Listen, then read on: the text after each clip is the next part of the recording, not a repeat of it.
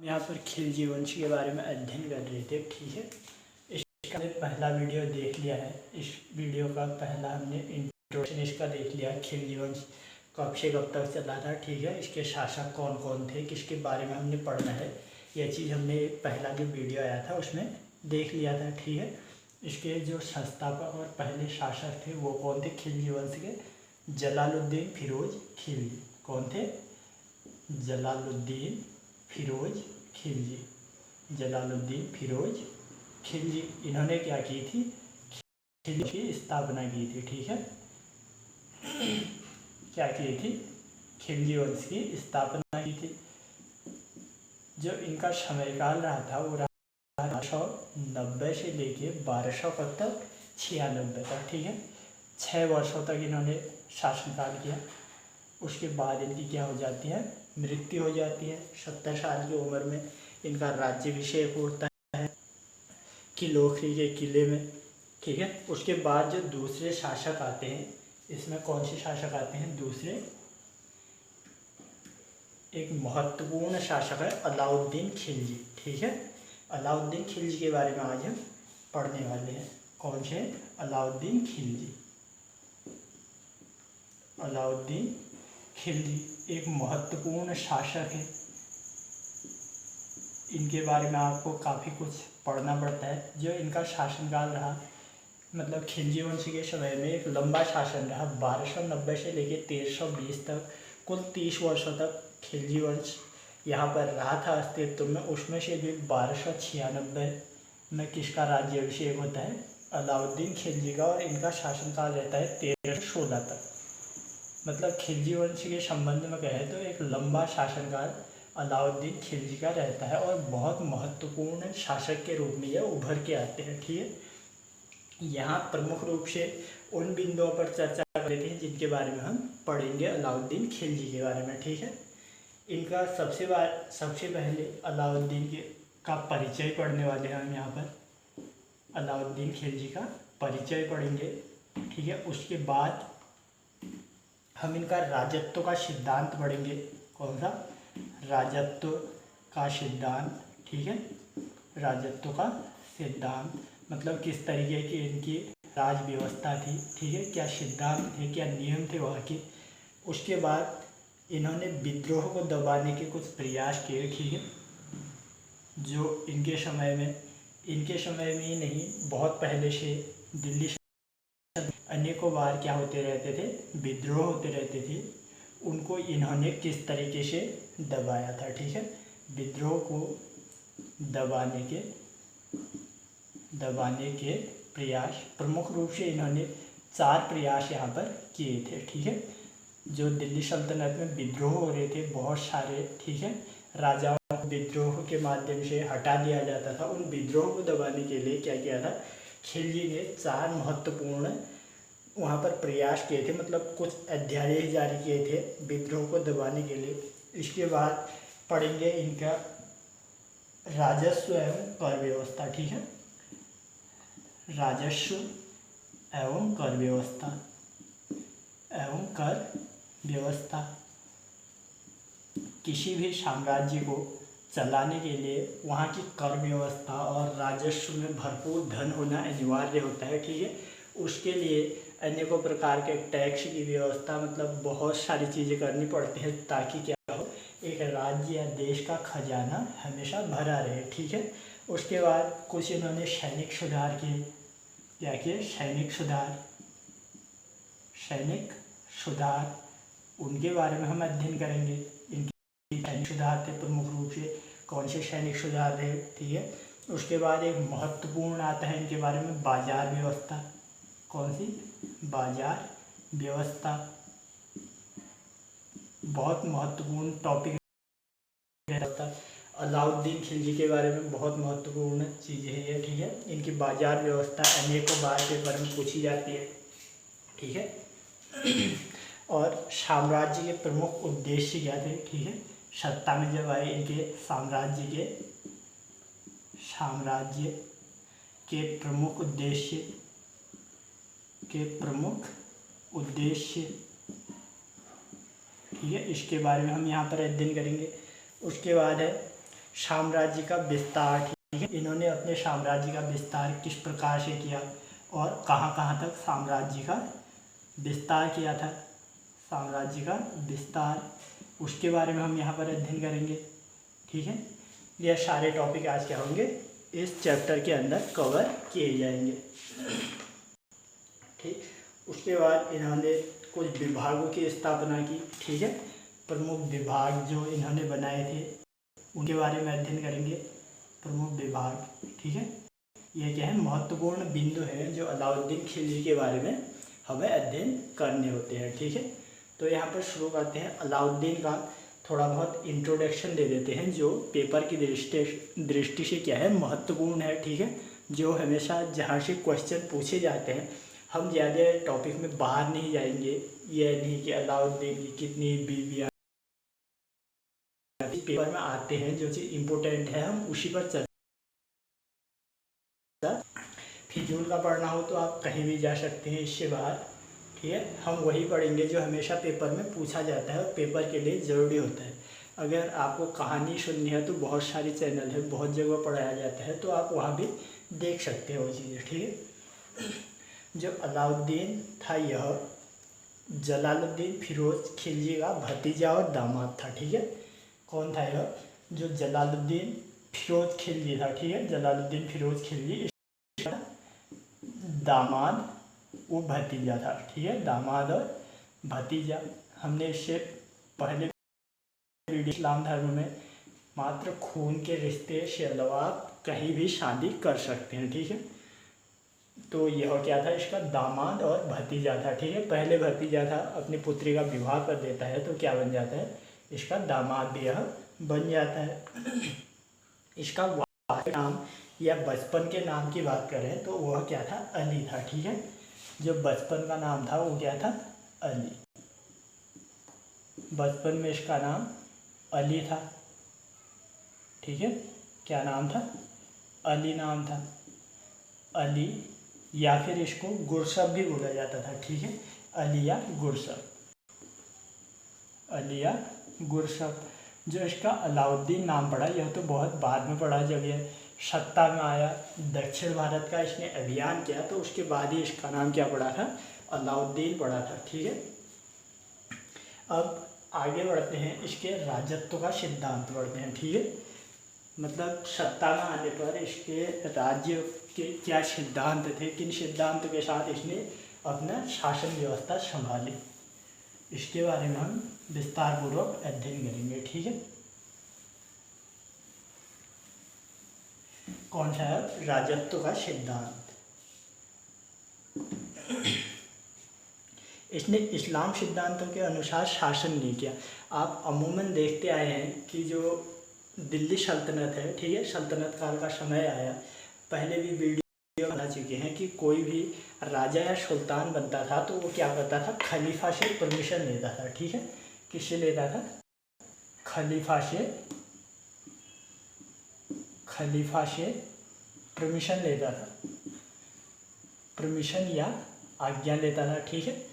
खलीफा मतलब वो होते हैं जो इस्लाम धर्म में, इनके क्या होते हैं, धार्मिक गुरु होते हैं। इस्लाम धर्म के धार्मिक गुरुओं को क्या बोला जाता है, खलीफा बोला जाता है। तो जो प्रमुख धार्मिक गुरु होते थे, मतलब धार्मिक गुरुओं में भी सबसे बड़े होते थे, उनसे क्या किया जाता था कि राजा बनने के लिए पहले उनकी आज्ञा लेनी अनिवार्य होती थी। लेकिन जो अलाउद्दीन खिलजी था, इसने क्या किया, इस्लाम सिद्धांतों के अनुसार शासन नहीं किया। मतलब इस्लाम में ऐसा होता है कि मतलब वहाँ के नियमों के अनुसार जो शासन चलते आया था, मतलब जैसे इस्लाम में कहा गया था उस हिसाब से क्या हो रहा था, शासन, जो पहले के शासक थे वो शासन की बागडोर संभाल रहे थे। लेकिन जब अलाउद्दीन खिलजी आया तो इसने क्या किया, इस्लाम के सिद्धांत के अनुसार अपना शासन नहीं किया, ठीक है। खलीफा से पद की स्वीकृति या अनुमति भी नहीं ली, ठीक है। जो खलीफा से पहले से उनकी परंपरा चली आ रही थी कि जो भी इस्लाम धर्म में खलीफा है उससे क्या करनी, पद की मतलब अपने पद में आने से पहले उसकी आज्ञा लेते थे, वो भी क्या किया, इन्होंने नहीं किया था, ठीक है। मतलब खलीफा से कोई आज्ञा नहीं ली और सीधे आके क्या किया कि पद पर अपने बैठ गए। निरंकुश शासन की स्थापना की, ठीक है। एक निरंकुश शासन की क्या की यहाँ पर स्थापना की। इनका शासन क्या था? निरंकुश, निरंकुश, निरंकुश शासन। आपने निरंकुश शब्द बहुत सुना होगा, ठीक है। निरंकुशता का शासन मतलब मैं अलावा कोई नहीं है, जो मैंने बोल दिया वह क्या है, सभी को मानना पड़ेगा। इस तरीके के शासन की इन्होंने क्या की, स्थापना की, ठीक है। इसके बाद इन्होंने कुछ निर्माण कार्य किए, ठीक है। जब सत्ता में आए, अलाई दरवाज़ा बनाया, ठीक है। कौन सा बनाया? अलाई द्वार बनवाया, ठीक है, अलाई द्वार बनाया। इसके बाद इन्होंने एक अलाई मीनार का निर्माण किया, ठीक है, अलाई मीनार का निर्माण किया। और एक सबसे महत्वपूर्ण है इनमें, एक नए धर्म की स्थापना करने की कोशिश की, ठीक है। एक नया धर्म, नए धर्म स्थापित करने की कोशिश, स्थापित करने की कोशिश, करने की कोशिश। देखा जाए तो ये थे इस्लाम धर्म से संबंधित थे, लेकिन ये जब सत्ता में आए तो इन्होंने इस्लाम के नियमों को नहीं माना, ठीक है। मतलब इस्लाम से अपने आप को दूर रखा। जैसे ही राजा के पद पर आए, खलीफा से आज्ञा नहीं ली, ठीक है। इस्लाम धर्म के अनुसार जैसे शासन होता था उस तरीके से शासन नहीं किया। एक निरंकुश शासन की स्थापना की, ठीक है। जो भी मतलब इस्लाम धर्म के नियम कानून लागू होते थे उन नियम कानूनों का इसने क्या किया, पालन नहीं किया। और एक मतलब उसी के निकलकर एक नए धर्म को स्थापित करने की यहाँ पर कोशिश की, ठीक है, जो क्या था, इस्लाम धर्म से काफ़ी कुछ अलग था। इस तरीके के धर्म को स्थापित करने की क्या की, कोशिश की, ठीक है। अब दूसरा पॉइंट है, यहाँ पर महत्वपूर्ण पॉइंट आता है इसके बाद, ठीक है, विद्रोह को दबाने के प्रयास, ठीक है।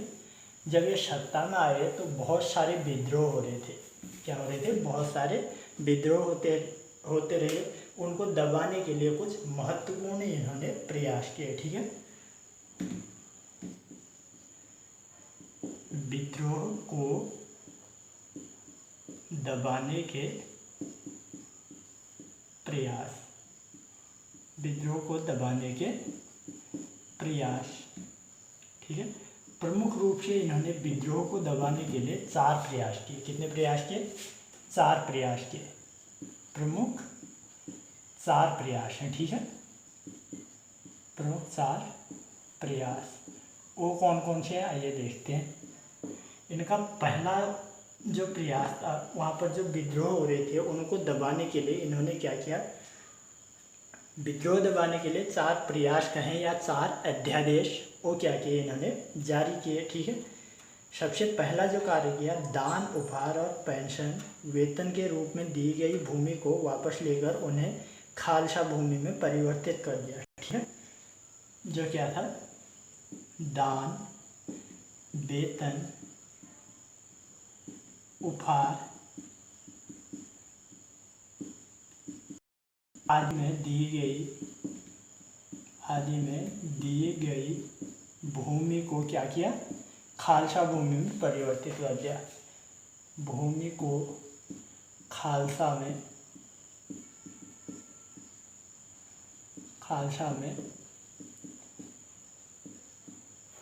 परिवर्तित कर दिया, ठीक है, परिवर्तित कर दिया। आपने इससे पहले जो भी दिल्ली सल्तनत में शासक आए वो क्या करते थे, अपने सैनिक हो या मंत्रिमंडल हो, जो भी वहाँ पर कार्य किया जाता था उसके बदले में क्या करते थे, दान में भूमि देते थे, वेतन के रूप में भूमि देते थे, ठीक है। ब्राह्मण या खलीफा मुस्लिम धर्म के जो भी हैं खुश होकर उपहार में भूमि दे देते थे, ठीक है। कोई अगर राजा की तारीफ कर दे तो क्या करते थे, उपहार में भूमि दे देते थे। तो इसे क्या किया, अलाउद्दीन खिलजी ने आते ही क्या किया कि इस भूमि को क्या किया, सबसे छीन लिया और खालसा भूमि में परिवर्तित कर दिया। यह इसलिए किया क्योंकि इससे हो क्या रहा था कि बहुत सारे व्यक्तियों के पास बहुत सारी ज़मीन इकट्ठा होगी, ठीक है। उन लोगों को उनमें रखते और स्वतंत्र शासक, आपने इससे पहले देखा कि बहुत सारे ऐसे थे, कुछ अमीर ऐसे थे जो अपने आप को क्या कर रहे थे, स्वतंत्र घोषित कर दे रहे थे, ठीक है। उनके पास जब अत्यधिक ज़मीन हो रही थी तो क्या करते थे, अपने को स्वतंत्र घोषित कर दे रहे थे। तो इन्हीं कारणों को देखते हुए इसने क्या किया कि यहाँ पर विद्रोह न हो या विद्रोह न करें, अपने ज़्यादा से ज़्यादा ज़मीन होने के घमंड में न आ जाए, इसलिए क्या किया, वेतन, दान और उपहार में जो भूमि दी जाती थी वो देना बंद कर दिया, और जो दी गई थी उसको वापस छीनकर खालसा भूमि में परिवर्तित कर दिया। यहाँ जो खालसा है इसका मतलब है कि सरकारी भूमि में क्या कर दिया, परिवर्तित कर दिया। ठीक है। और इसने दूसरा कार्य किया, अच्छे गुप्तचर विभाग की स्थापना की। ठीक है। इसके बाद सेकेंड काम क्या किया, गुप्तचर विभाग की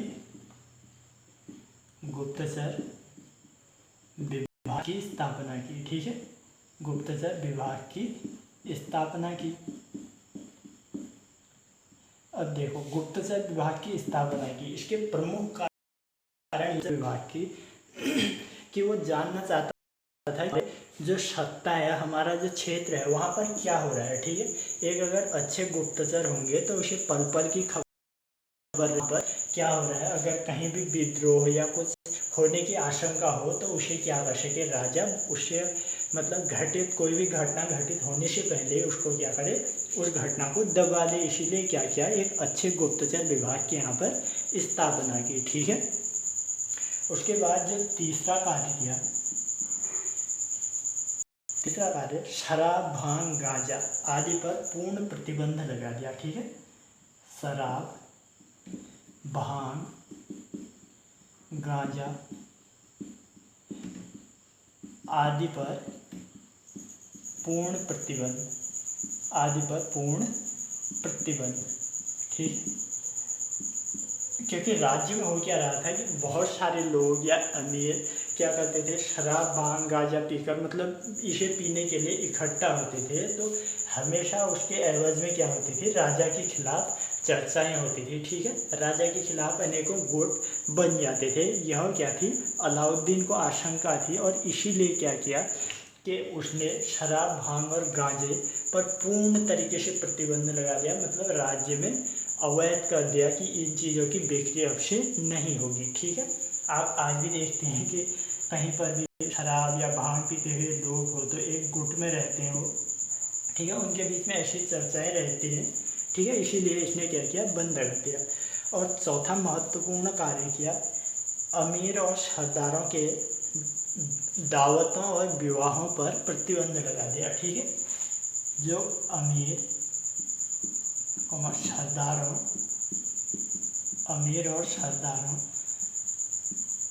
के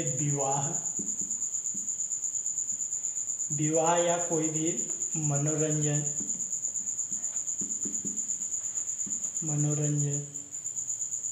आदि पर प्रतिबंध। और यह किस लिए लगाया, आपके मन में आ रहा होगा। ठीक है। अक्सर क्या होता था, अमीर और सरदार से मतलब है जिनका प्रभाव क्या रहता था, वहाँ पर सत्ता में रहता था। ठीक है।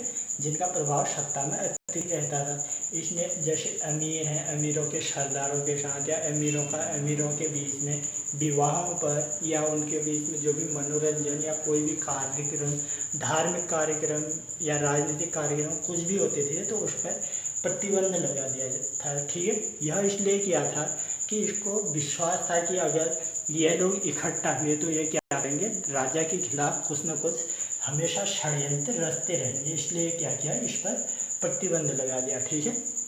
ये चार प्रमुख थे।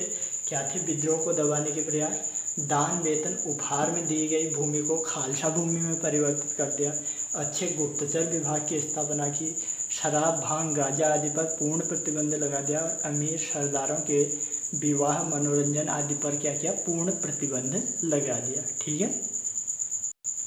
इसके अलावा क्या किया, हिंदुओं पर कठोर प्रतिबंध लगाए। ठीक है। हिंदुओं पर कठोर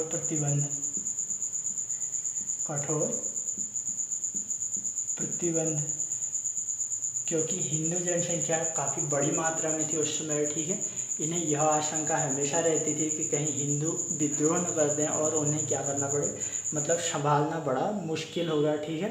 उन पर क्या किया, कठोर प्रतिबंध लगाए और अनेकों कर, अनेकों चीज़ें वहाँ पर लगाई। ठीक है, ये चीज़ें की। उसके बाद जो तीसरा महत्वपूर्ण आता है राजस्व एवं कर व्यवस्था। ठीक है, इसके बाद कौन सा आता है, राजस्व एवं कर व्यवस्था। एक सुदृढ़ साम्राज्य को चलाने के लिए वहाँ कर व्यवस्था की अच्छी होना अनिवार्य होता है। ठीक है, ताकि राज्य की ज़रूरतों को पूरा किया जा सके और एक सुदृढ़ राज्य की स्थापना की जा सके। ठीक है, क्या पढ़ते हैं अब इसके बाद, राजस्व एवं कर व्यवस्था। राजस्व एवं कर व्यवस्था, राजस्व एवं कर व्यवस्था। ठीक है,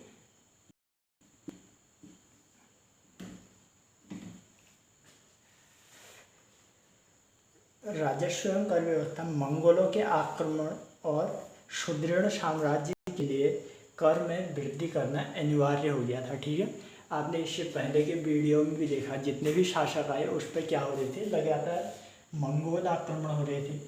ठीक है, मंगोल आक्रमण हो रहे थे। इनसे बचने के लिए इन्हें क्या थी, धन की आवश्यकता थी, ताकि इनके पास धन होगा तो क्या होगा, बचने के लिए क्या, धन की आवश्यकता। ठीक है, धन होगा तो क्या होगा, अच्छे सैनिक होंगे, अच्छे सैनिक होंगे। ठीक है, हाथी घोड़े मतलब उनके खाने पीने की जो भी आवश्यक वस्तुएं हैं वो चीज़ें क्या होंगी, उससे पूरे होंगे। ठीक है, और व्यवस्था इसलिए भी अनिवार्य थी ताकि क्या हो, एक अच्छे साम्राज्य की स्थापना हो सके। ठीक है, शासन व्यवस्था को अच्छे से अच्छे तरीके से चलाया जा सके, इसलिए भी कर की आवश्यकता होती है। ठीक है, लगान 1/2 निर्धारित किया। ठीक है, इसने क्या किया, अपने साम्राज्य में लगान कितना लगाया, लगान यानी कर क्या किया, 1/2 निर्धारित कर दिया। ठीक है, निर्धारित कर दिया। मतलब आपके पास फसल कितनी भी हो, आप मतलब कितना भी उपज कर रहे हो, उसका 1/2 मतलब जितना भी उपज किया है उसका आधा क्या किया है, आपने राजा को वापस करना है। ठीक है, कर के रूप में क्या करना है, राजा को वापस करना है। इसके बाद दूसरा कार्य किया, इसने 6 महत्वपूर्ण वहाँ पर कर लगाए। ठीक है, 6 महत्वपूर्ण कर, 6 महत्वपूर्ण कर यानी टैक्स इसने क्या किए, लगाए। उनमें से पहला था जजिया, जकात, खुम्स, खराज, चरी, घरी। ठीक है, कौन कौन है, पहला है जजिया। जजिया के बारे में आपने बहुत सुना होगा। दूसरा था जकात, तीसरा था खुम्स, चौथा था खराज, पांचवा था चरी, छठा था घरी। ठीक है, छठा था घरी। आपने ये बहुत सुना होगा, जजिया, जकात, खुम्स, खराज, चरी। आप इन्हें 3-4 बार अगर रिवाइज करते हैं तो ये चीज़ आपको अच्छे से याद हो जाएगी।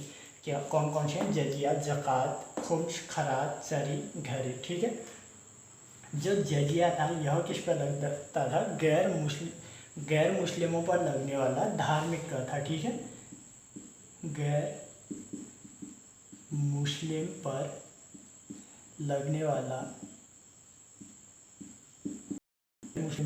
वाला धार्मिक कर था। यह एक धार्मिक कर था। ठीक है, किस पर लगता था, गैर मुस्लिम पर। मतलब जो जजिया लगता था वो हिंदुओं पर लगता था। बेसिकली हिंदू बहुल क्षेत्र था भारत, तो यहाँ पर यह जजिया किस पर लगता था, हिंदुओं पर लगता था। मतलब इसका असर मुस्लिमों पर, मुस्लिमों के किसी भी वर्ग पर नहीं होता था, उन पर नहीं लगाया जाता था। ठीक है, उसके बाद दूसरा आता है जकात। ठीक है, दूसरा जकात, यह किस पर लगता था, केवल मुस्लिम पर लगता था। किस पर लगता था, केवल मुस्लिम पर। ठीक है, जो जकात था वो किस पर लगता था, केवल मुस्लिम पर लगता था। उसके बाद खुम्स, खुम्स क्या था, एक सैनिक कर था। खुम्स क्या था, सैनिक कर। सैनिक का यह ऐसा था कि सेना कहीं पर भी युद्ध करे उसे जो भी लूट का धन प्राप्त हो तो राजा के राजस्व के लिए अलग से रखना पड़ता था। ठीक है, इसे क्या बोला जाता था? खुम्स। ठीक है, इसके बाद आता है खराज। मुस्लिमों का भूमि कर था। ठीक है, मुस्लिमों पर एक छोटी सी मात्रा में क्या लगता था? भूमि कर लगता था। यह मुस्लिम भूमि कर, मुस्लिम भूमि कर कौन सा था? खराज। चरी मतलब जानवरों के लिए जो भी चारा इकट्ठा किया जाता था उस पर लगने वाला कर कौन सा था? चरी था। ठीक है, चारा कर मतलब जानवर घर में जितने भी पालतू जानवर हैं उसके लिए घास या उनका चारा जो भी चारे की व्यवस्था होगी उस पर लगने वाले कर को क्या कहा गया? चरी। और जो घर पर लगता है उसको क्या बोला गया? घरी। ठीक है, घर पर लगने वाला टैक्स, घर पर लगने वाला टैक्स। ठीक, कौन कौन से थे? जजिया, जकात, खुम्स, खराज, चरी और घरी। ठीक है, जजिया जो था गैर मुस्लिमों पर, जकात केवल मुस्लिमों पर, खुम्स सैनिक कर था, खराज मुस्लिम भूमि कर था। ठीक है, चरी किस पर था? चारा कर था, और घरी घर पर लगने वाला टैक्स था जो आजकल होम टैक्स जिन्हें आजकल भी से कुछ ये क्या थे बहुत पहले भी लगाए गए थे। किसके शासनकाल में? अलाउद्दीन खिलजी के शासनकाल में। ठीक है,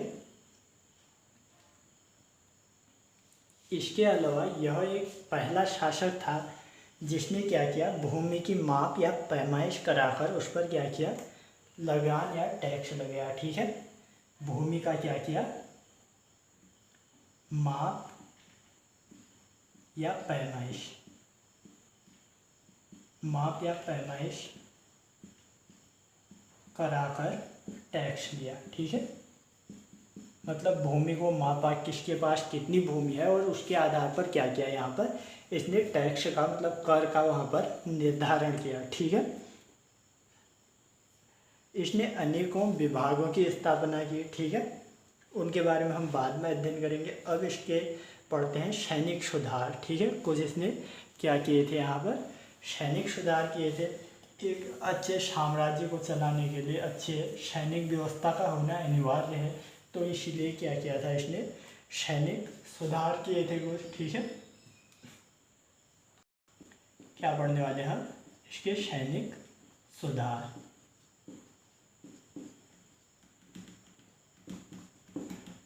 इसमें सबसे पहले इसने स्थायी सेना रखना शुरू किया और उन्हें नगद वेतन दिया। ठीक है, क्या किया? सैनिक सुधार में सर्वप्रथम स्थायी सेना रखी। स्थायी मतलब परमानेंट सेना रखी, स्थायी सेना। पहले तक क्या होता था कि लोग मतलब ऐसे जो भी शासक आते थे वो स्थायी सेना नहीं रखते थे, बहुत कम सेना रखते थे। ठीक है, क्या करते थे कि छोटे छोटे क्षेत्रों या सूबों में बांट देते थे, वहाँ का एक शासक नियुक्त करते थे, उसे बोलते थे कि तुम अपने पास इतने सैनिक रखोगे तुम्हें इतनी भूमि दी जाएगी, इस तरीके से निर्धारित कर देते थे। अक्सर उसका परिणाम क्या देखने को होता था कि युद्ध जब भी होते थे तो उन सैनिकों में एक रूपता देखने को नहीं मिलती थी। ठीक है, हमेशा उनमें क्षेत्रवाद, जातिवाद जैसे अनेक मुद्दे रहते थे। इसको दूर करने के लिए इसने क्या किया कि अपनी खुद की एक क्या की स्थायी सेना रखी। मतलब जब तक सेना में रहोगे मात्र मेरे सैनिक रहोगे। ठीक है, उनका क्या होता था? हमेशा उनकी ट्रेनिंग उनकी होते रहती थी, हमेशा वो एक साथ रहते थे, तो क्या हुआ कि वो युद्ध में बहुत कुशल सैनिक बन गए धीरे धीरे। ठीक है, इसके साथ साथ दूसरा कार्य क्या किया इसने? स्थायी सेना तो रखी, जो उसके सैनिक या मंत्री थे उनको जो भी वहाँ पर काम करते थे उसको क्या दिया? नगद वेतन दिया। ठीक है, नगद वेतन। ठीक है, उससे पहले क्या हो रहा था कि वेतन के बदले में भूमि दी जाती थी। ठीक है, वेतन के बदले में क्या दी जाती थी? भूमि। और इस भूमि को क्या बोला जाता था? इक्ता बोला जाता था। ठीक है, भूमि को क्या बोला जाता था? इक्ता बोला जाता था। जैसे कि पहले के शासकों के बारे में आपने पढ़ा, गुलाम वंश के बारे में पढ़ा, वो क्या करते थे कि बहुत सारी भूमि देते थे वेतन के रूप में, जिसको क्या बोला जाता था? इक्ता नाम बोला जाता था। इसने क्या किया कि नगद वेतन देना शुरू किया। अब आप यहाँ देखोगे कि जब ये नगद वेतन दे रहा है तो एकता प्रथा थी वो क्या हुई, खुद ही समाप्त होगी। ठीक है, मतलब कोई समाप्त करने की इसको अलग से ज़रूरत नहीं पड़ी, यहीं पर ये क्या होगी, अपने आप खुद ही समाप्त होगी। क्योंकि हम लोगों को जो भी काम कर रहे हैं उन्हें क्या हो रहा है कि भूमि मिल नहीं रही है, मतलब एकता प्रथा समाप्त होगी और उसके बदले में कौन सी आ गई, नगद वेतन की प्रथा आ गई। ठीक है, लोगों को नगद वेतन दिया जाने लगा। इसके साथ साथ सैनिकों का हुलिया लिखने की प्रथा आरंभ की। ठीक है, और क्या किया, सैनिकों के हुलिया लिखने की प्रथा, सैनिकों के हुलिया लिखने की प्रथा, लिखने की प्रथा का आरंभ। हुलिया से मतलब है कि जो भी वहाँ पर सैनिक थे उनकी वेशभूषा है कुछ, मतलब उनकी आइडेंटिटी हो, उनका कुछ पहचान हो, उसको पहचानने के लिए क्या किया, इसने उनके हुलिया लिखने की प्रथा आरंभ की। ठीक है, मतलब अपने सैनिकों को कभी भी पहचाना जा सके, उनका एक रिकॉर्ड रखा, मतलब इसने, ठीक है, अपने पास क्या किया, एक रिकॉर्ड रखा, उनके बारे में लिखा, उसी से आज से क्या है, यहाँ हुलिया लिखने की प्रथा है। और घोड़ों को दागने की प्रथा आरंभ की। ठीक है, इसके साथ साथ क्या किया, घोड़ों को दागने की प्रथा, घोड़ों को दागा।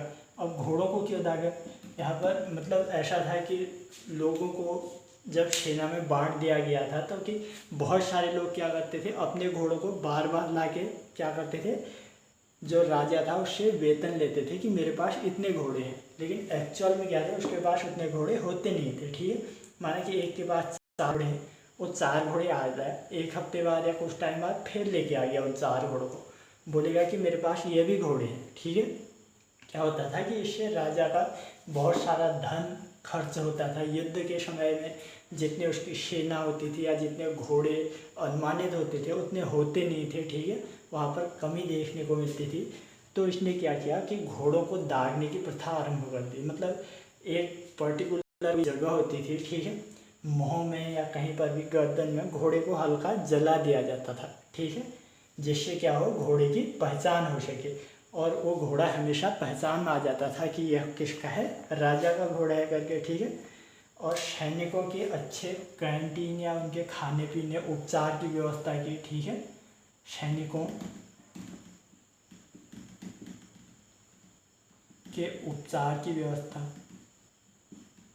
उपचार की व्यवस्था, मतलब सैनिकों को इसने क्या किया, अच्छे प्रकार से रखा, उन्हें हर तरीके की सुविधाएं दी। ठीक है, इसके बाद आता है बाजार व्यवस्था। ठीक है, अलाउद्दीन की बाजार व्यवस्था।